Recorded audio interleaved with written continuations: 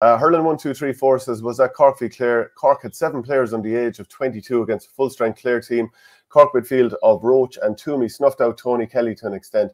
Power and Hayes very good up front. We're just about to talk about that game. Fair play to Downey not going down. A stark contrast to the Clare freaks, says Encren. Michael, what's your friend's name? Is that a Labrador? Says Porter. No, a little Shih Tzu, Lulu. Yeah, she's turning 1 pretty soon. What have you planned for her? She's all grown up. I don't have much planned, but Elaine has a party planned, I think. Patrick Coleman, this is back to who I think his top 3 and 4 are. I think Cork, Tip and Munster could take Limerick and all 3 to come out of Munster and Kilkenny to make the semi-final along with Cork and Tip. No easy game waiting. Hi guys, any news on Ronan Maher? So he came off early against Antrim. I believe that was just a precaution. I hope that was a precaution because I haven't seen him playing as well and looking in such good shape for quite some time. So yeah, I think Cork. I think both Seamus Hannity and Declan Dalton had slight hamstring worries, and they were taken off straight away by all accounts. Both of them were flying in the first half of that game.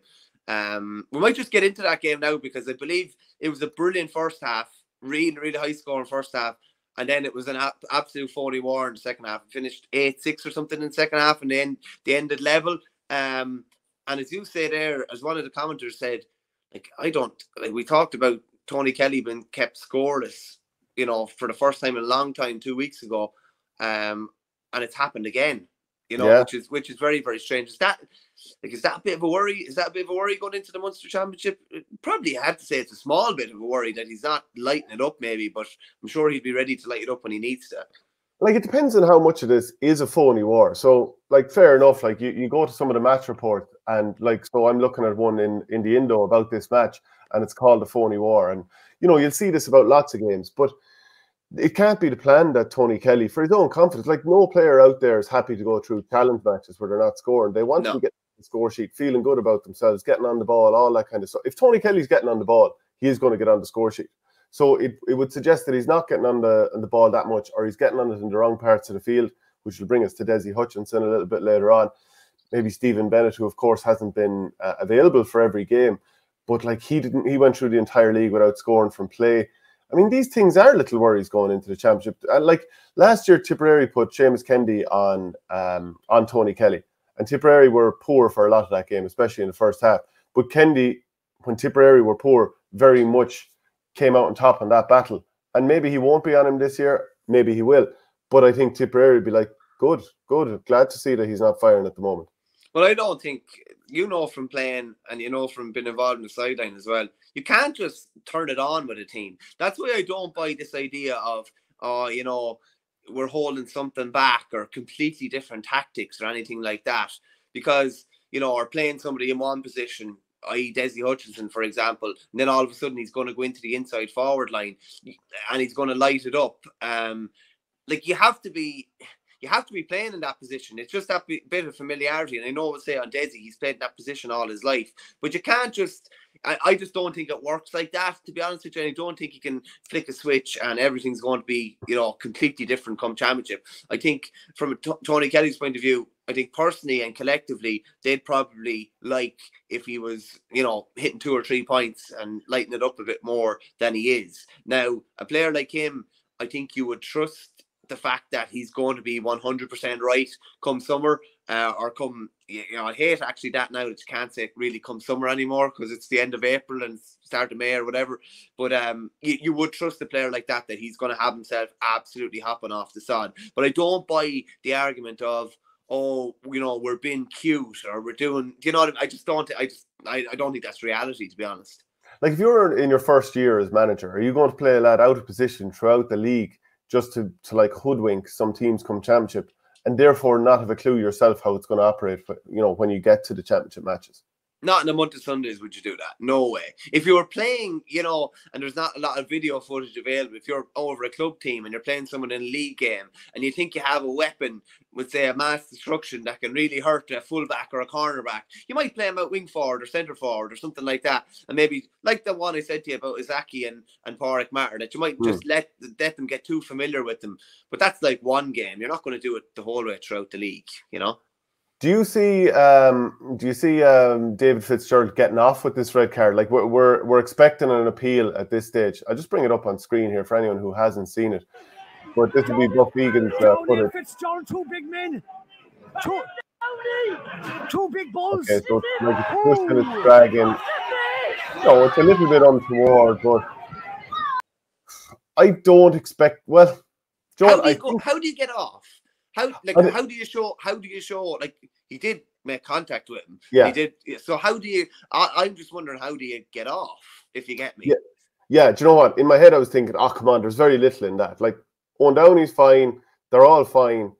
But it's probably the law is there for the one day that it's not fine. So you're just not supposed to strike the head. Go all the way back to 2014 when the rule first came in. Wasn't it? Podge Collins missed the replay between Wexford and Clare because he touched the face guard of a player in the drawn match. So he probably won't get off with it, even though there's nothing in it.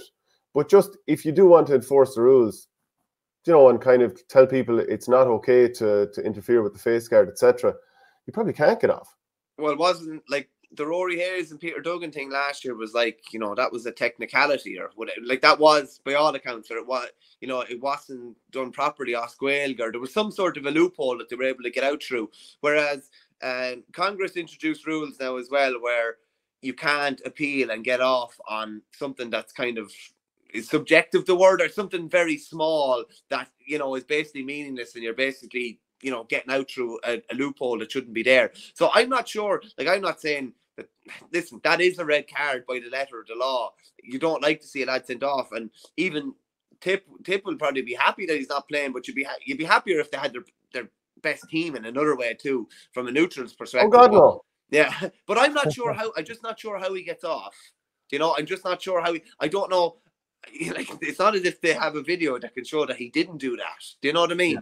And I want to see all the best lads playing, but I'm just not sure how we would get off, to be honest. Yeah, we nearly need a comment in here from Adrian McGrath to give us that Clare side of things, or maybe Derek Lynch of Clare FM, if he's watching. Give us your thoughts on it. Like, I totally agree. There's very little in it, but it's just hard to see him getting off on that basis. Positive side of things, Aidan McCarthy won 11 here, so 9 of those are frees, but 1-2 again.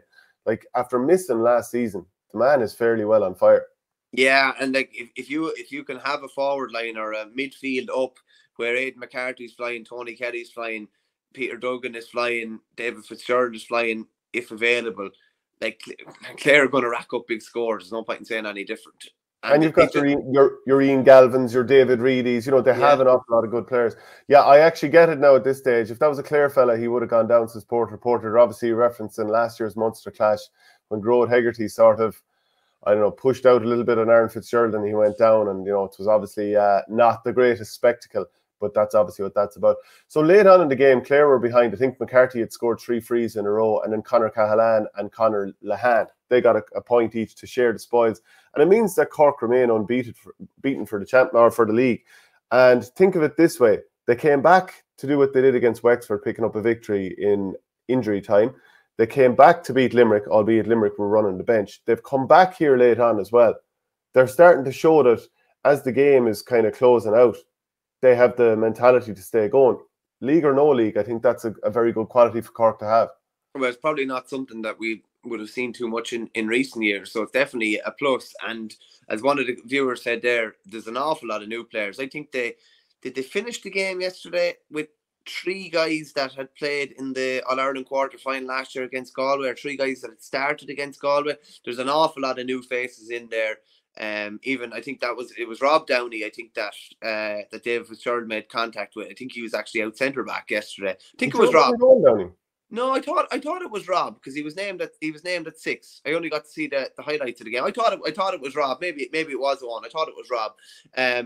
And in fairness, yeah, as you say there, he didn't go down. And there's something else I've noticed in other games recently as well.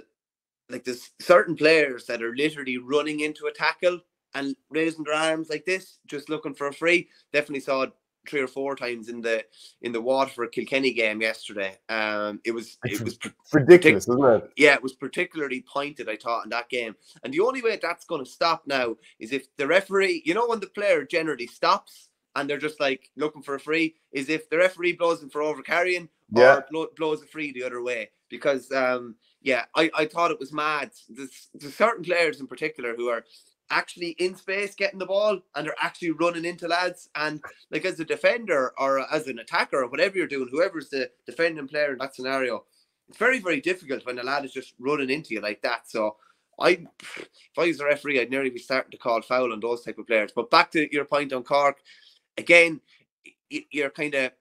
you're loath to say that you've learned too much about them. We don't really know yet. The league was good last year. They beat Kilkenny in the semi-final, came up well short against Waterford. And then, it was a bit of a stop-start Munster campaign. But yeah, they can only do what they've done so far. And there are definitely signs that the wheel is turning.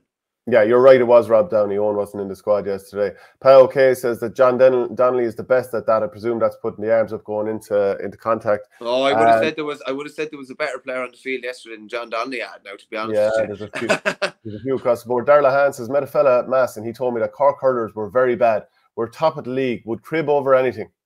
And Porter says that's some story. He met a fella at Mass.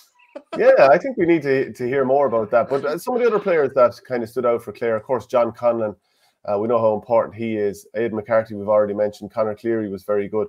For Cork, then, Brian Roach, he continues to impress. Harnedy, he started this match. Brian Hayes was also very good. Alan Cadigan started. Didn't really happen for him so much. Pádraig Power, he got another game as well. He looks like he's going to be a very good player. He got 1-1.